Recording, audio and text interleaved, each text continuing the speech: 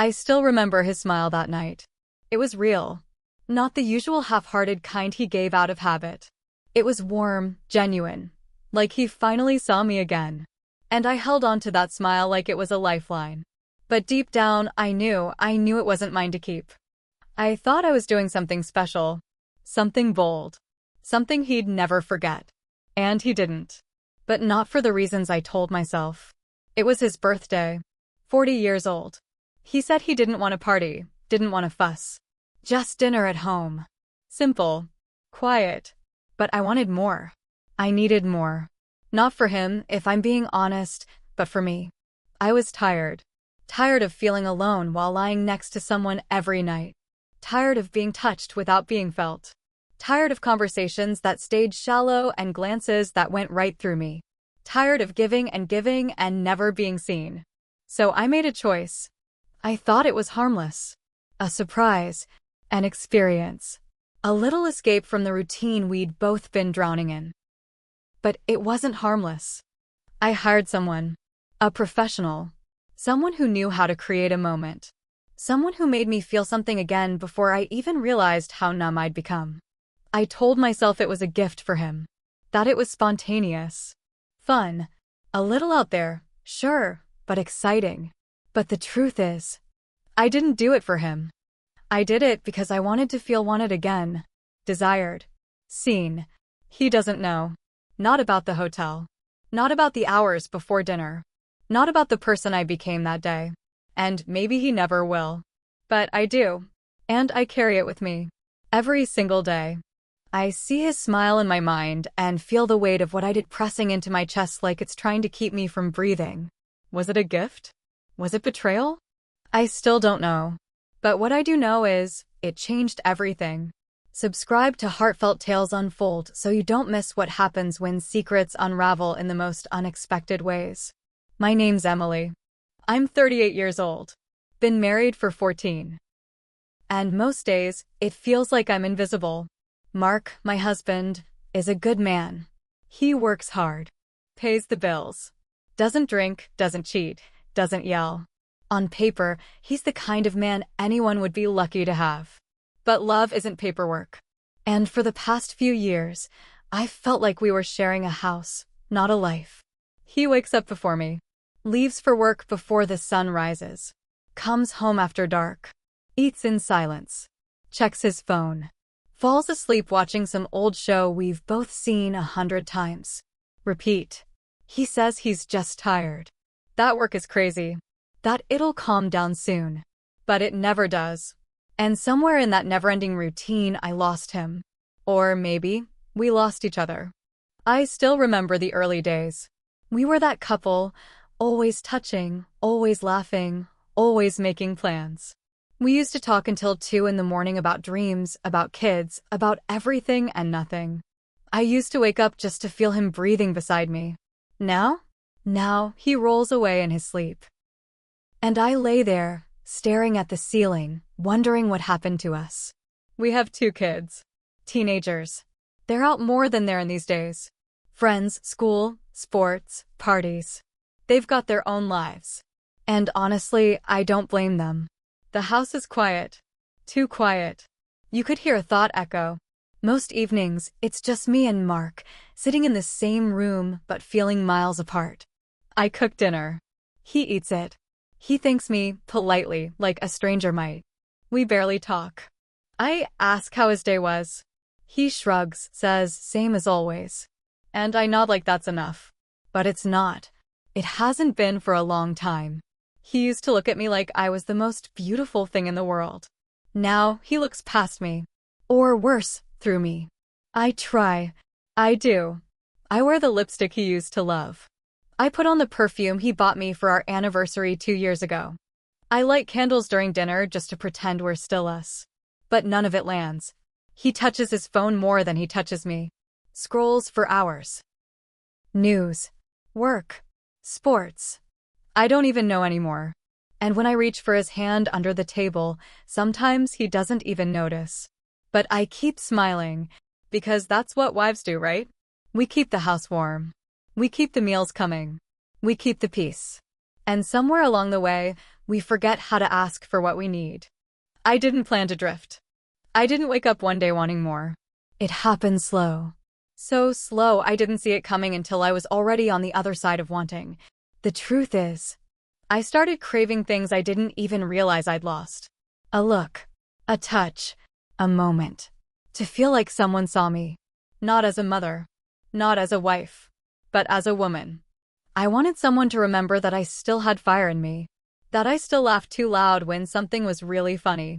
That I still danced in the kitchen when the right song came on. That I still had a heart that beat for more than just duty. But inside that house, I was fading.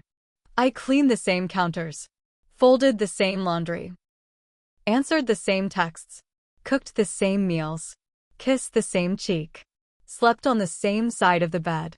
And each day, a little more of me disappeared into the routine. There were moments I'd look in the mirror and not recognize the woman staring back. She looked tired. She looked lonely. I'd smile at her, fake it, try to remember what it felt like to be wanted, desired, chosen. But the truth always lingered in her eyes. I missed being seen. I missed being the reason someone's heart beat faster. I missed him, the version of Mark who used to grab my hand in public just because he could.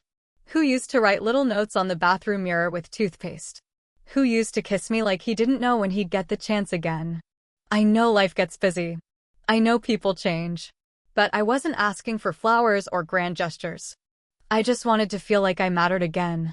And when his birthday came up, something in me snapped. He said, "Don't do anything big. I don't care about birthdays." And maybe that was true. But I cared. Not about the celebration, but about what it meant. I wanted one night to feel close again. To feel like we were more than roommates. To create a memory that might spark something between us. Something real. So I planned something unexpected. Something unforgettable. But I never could have guessed how far it would go. And how much it would take for me. I thought I was rescuing our marriage. But maybe I was running from it. It started with a simple date on the calendar. Mark's 40th birthday. I noticed it while scrolling through my phone one night, lying in bed next to him. He was already asleep, or pretending to be. Either way, his back was turned. 40. A big number. A milestone. And part of me hoped it would mean something to him. That maybe this time, he'd look up and say, "Let's do something. Just us. Let's get away. Let's feel alive again." But when I brought it up over breakfast the next morning, he barely blinked. "Don't make a big deal out of it," he said, without looking up from his coffee. "It's just another year." I nodded, smiled, pretended to agree. But inside, something dropped. Because it wasn't just another year. It was another year of silence. Another year of distance. Another year where the most we shared was the same last name and a mortgage. A week later, I had lunch with Claire, my best friend since college. We don't get to see each other much anymore, but when we do, it always feels like home. She's bold, loud, funny in all the ways I'm not. She's the type of woman who says things most people only think. We were sitting at this little cafe downtown, sun pouring through the windows, glasses of wine in front of us. I told her about Mark's birthday, how he didn't want to celebrate, how I felt stuck, like I wanted to do something, anything, to shake the dust off us. And she laughed, this big, carefree laugh, and said, "Maybe you should get him a stripper or something. Break the mold. Shake things up." I laughed too. Loud at first, then softer. Because she was joking, obviously. But the idea stuck. Not the stripper part, not exactly. But the idea of doing something different. Something unexpected. Something that would wake us up. And later that night, while Mark watched the same rerun he always did, I found myself back on my phone. Googling. I typed in, "unique birthday surprises for husband." The first few were innocent. Weekend getaways. Hot air balloon rides. Private chefs. Massage packages. But then I found myself scrolling further, clicking on links I normally wouldn't. Discreet companionship. Luxury experiences. Personal entertainment. Each click made my heart beat a little faster. Not from fear, but from curiosity. From the sudden, sharp ache of possibility. I told myself I was just looking, just browsing. I wasn't planning anything. But the truth? I wasn't just thinking about Mark anymore. I was thinking about me. About what it would feel like to be a part of something exciting, dangerous, secret. I stared at one website for a long time. It was polished, classy. Nothing seedy.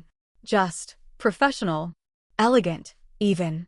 There were profiles, photos, descriptions. Discreet, experienced, respectful. A list of services, boundaries, options. I don't know how long I stayed on that page. My dinner got cold. The TV kept playing. And Mark never noticed I hadn't said a word in over an hour. Something shifted in me. Was this about his birthday? Or was I the one longing for excitement? I closed the tab, cleared my browser history, put my phone face down. But the thought stayed. And the next night, I went back. Not because I had a plan. Not yet. Just curiosity. That's what I told myself. Just curiosity. And that's when I started looking into it. Just out of curiosity.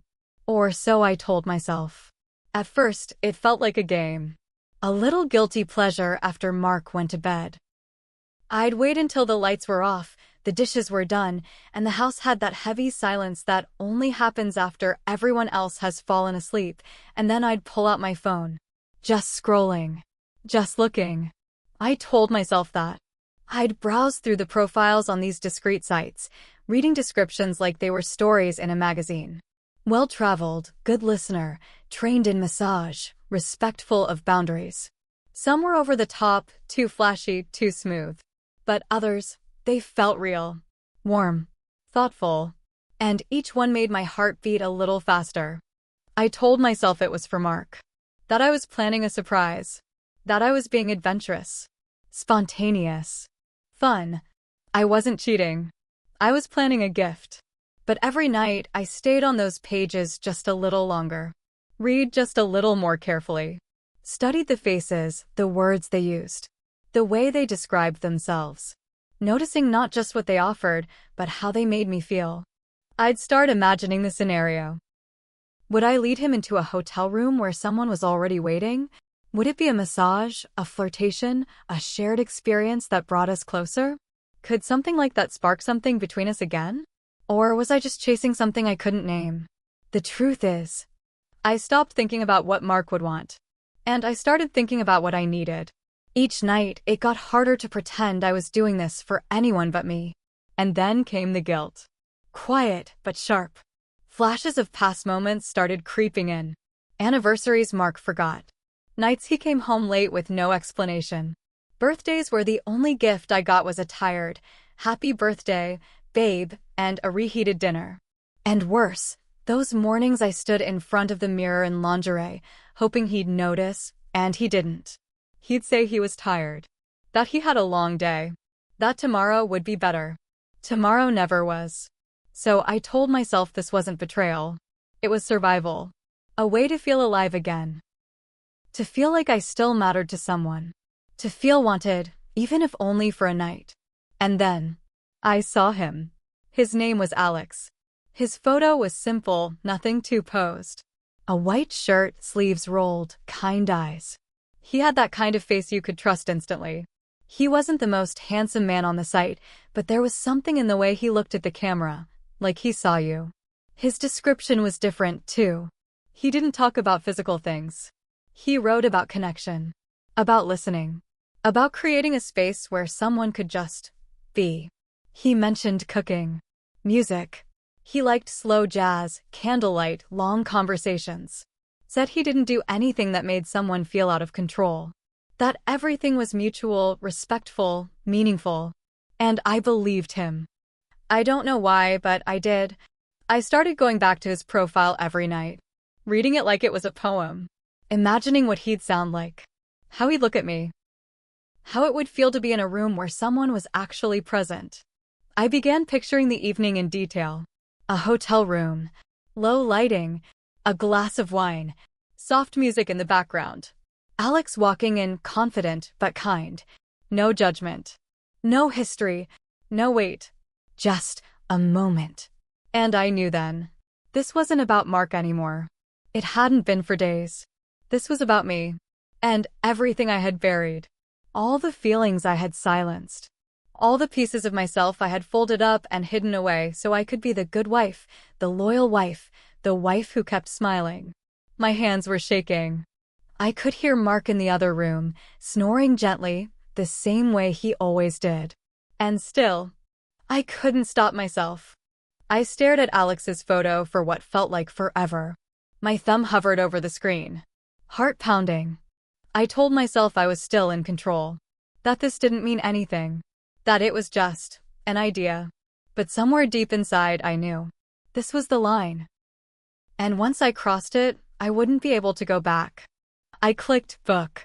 Hands trembling. But not for him. For me. After I clicked book, there was no turning back. The confirmation email came within minutes. Short. Discreet. Professional. I stared at it for a long time, heart pounding so hard I could hear it in my ears. Then, a message came through. It was from Alex. Polite. Calm. Not flirty. Not overdone. Just kind. Hi, Emily. Thank you for reaching out.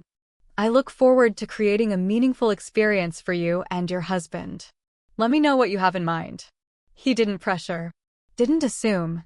He waited. And that alone made my breath catch. I sat there, fingers hovering over the keys, unsure how to respond. This was supposed to be a surprise for Mark. A private birthday experience. That's what I told myself. But I didn't mention his name in the reply. Instead, I wrote back, I'd love to meet somewhere to talk through the details. Just to make sure we're on the same page. He responded instantly. Of course. I always prefer to meet beforehand.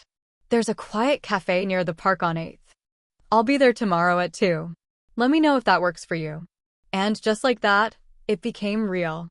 I didn't tell Mark. I just said I was meeting Claire. He barely looked up from his laptop. The next day, I stood in front of my closet like I was picking out armor. Not too much. Not too little. Something in between. This is just business, and I needed to feel alive today. I chose a soft blouse. Something that made me feel feminine. Like me. Not mom. Not wife. Just Emily. I got there 5 minutes early. Sat near the window. My hands were sweating. My chest tight. My mind a mess. And then, he walked in. Alex. He was taller than I expected. Dressed simply. No cologne, no flash, no ego. Just calm confidence. He smiled as soon as he saw me, like we were old friends. He sat down across from me, and the noise of the cafe seemed to fade into nothing. The way he looked at me, it wasn't hungry or scripted. It was present. He wasn't scanning the room. He wasn't checking his phone. He was just there. And I realized, in that moment, how long it had been since someone had looked at me like I was the only person in the world. We talked. Light at first. I was nervous, fumbling over words. But he had this way of making space.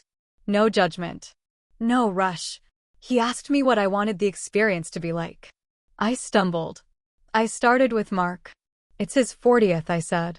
He doesn't like birthdays, but I thought something different might be good for us. Alex nodded. Didn't push. He asked me about tone, comfort levels, preferences. It was all very respectful. Professional. He listened. Really listened. But somewhere along the way, the conversation changed. He asked me about me. Not my husband. Not the event. Me. What I liked. What made me feel beautiful. What I hadn't felt in a long time. And I found myself answering. Honestly. Slowly at first. Then more freely. I told him things I hadn't said out loud in years. About feeling unseen. About the way silence can feel louder than shouting. About lying in bed beside someone and still feeling alone. And he didn't try to fix it. He just nodded. Like he understood. We talked for over an hour. I didn't even touch my coffee. At one point, his hand brushed against mine across the table. It was light. Accidental. But the electricity that shot up my arm was immediate. I pulled away instinctively. But my mind didn't. It stayed there. Lingering in the warmth of that touch. replaying it again and again. I reminded myself this was about Mark, that Alex was just playing a role, that I was still in control. But something had shifted. I had planned a surprise for my husband, a night to maybe bring us closer. But the real surprise was what Alex awakened in me. The day came faster than I expected. Mark's birthday. He didn't mention it that morning. Just got up, shaved, dressed, and left for work like it was any other day. I made his coffee. He kissed my cheek like he always did, barely there, just air and habit. But I had a plan. I told him I'd made dinner reservations for the evening, just the two of us, nothing big. He nodded, half smiled. Said, "Sounds nice." And that was it. He didn't ask questions. Didn't sense the shift in me. Didn't notice the trembling in my voice or the way my eyes wouldn't quite meet his. That afternoon, I checked into the hotel suite. Top floor. Soft lighting. Champagne already chilling on the table. Candles lined the windowsill. The bed turned down, robes folded neatly at the edge. It smelled like vanilla and something sweet I couldn't name. I stood in the middle of the room, staring at what I'd created. It looked beautiful, but it felt dangerous. I kept telling myself it was still a gift, a memory, a way to shake the dust off the life we'd let settle. At 7 p.m., I brought Mark to the hotel. He was surprised, in that quiet way he always was. His eyes moved around the room slowly. He smiled, touched the back of my hand. "This is really nice," he said. I handed him a drink, sat him down, and told him I'd arranged a private massage for him. Something special. "Just relax," I said. "It's all taken care of." And he believed me. Alex arrived 10 minutes later. Dressed in all black, clean, calm, professional. He nodded at me once, just enough to ground me, then walked over to Mark like this was just another session. I stepped out into the hallway. I told myself I needed air, that this was the moment to give space, to let it play out like I planned. But I didn't go far. I stayed by the door. My heart was pounding so hard I could feel it in my throat. I pressed my hand to my chest, trying to breathe.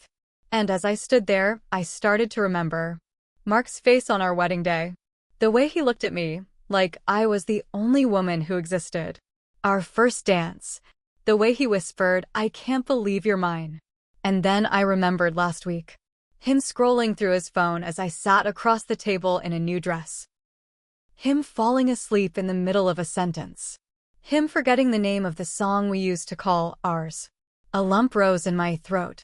I didn't know what I was doing anymore. I didn't know if this was fixing anything or just breaking it more. And then, the door opened. It was Alex. He stepped out, closed the door gently behind him. He looked at me, carefully, quietly, and asked, "You okay?" I didn't answer right away. I looked at him. Really looked at him. And I felt everything I'd been holding in for years begin to swell at once. "I didn't plan this for him," I whispered. My voice cracked. Tears burned in my eyes. I wanted it for me. I waited for shame to come. For disgust. For judgment. But none of it did. Alex didn't flinch. Didn't speak. He just stepped closer. Slowly. Gently. Like I was glass. And I didn't move away. His hand reached for mine, warm, steady. His eyes searched mine, not with lust, but with something deeper. Something that asked, "Are you sure?" And I was. I don't know how it happened, not really.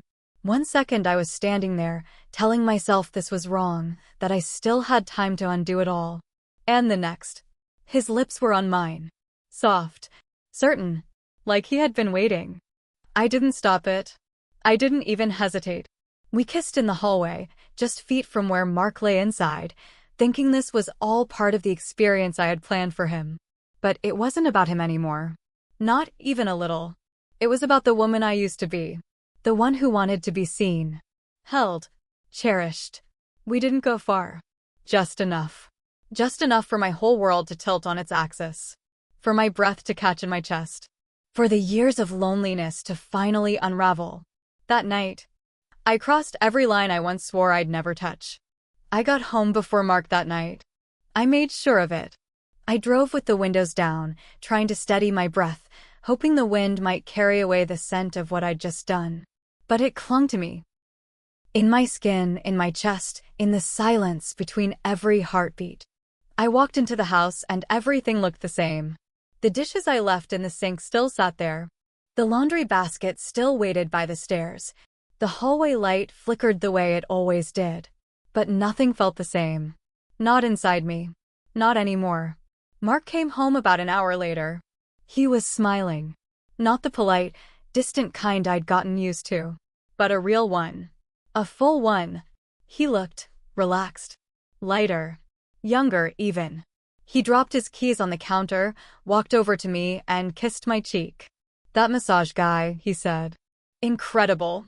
I nodded, smiled faintly, tried to laugh, tried to breathe, tried not to fall apart. He poured himself a drink and sat down beside me on the couch, closer than usual. I could feel the warmth of him, the familiarity, and suddenly it all felt foreign. Because I had cheated. Not just on Mark, but on everything I thought I believed about myself.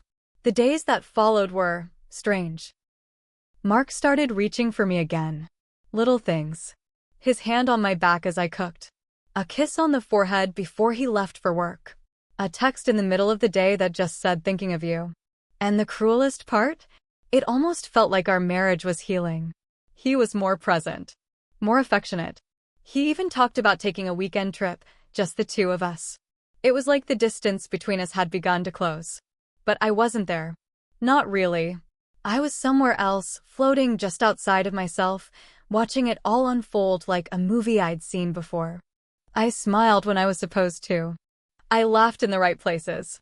But inside, I was drifting. Because every time he touched me, I remembered how it felt to be touched by someone who wanted me. Someone who saw me. Someone who didn't just go through the motions. And then, the messages started. "Alex." Simple at first. "Hope you're okay. Thank you for trusting me." And then, one night, you awakened something in me too. I stared at that message for a long time. My fingers hovered over the screen. I typed a reply. Deleted it. Typed another. Deleted again. I wanted to say I felt it too. That I hadn't stopped thinking about him. That I hadn't slept a full night since that hallway kiss. That part of me wanted to see him again, desperately. But I didn't send it. Instead, I deleted the thread. And then reopened it. Typed. Deleted. I was unraveling in silence. Mark didn't notice. Or maybe he did and didn't want to ask. Either way, he kept showing up with that new tenderness in his voice, that effort he hadn't made in years. And it made everything worse. Because now there was something to lose again. I started avoiding his eyes. In the kitchen. In bed.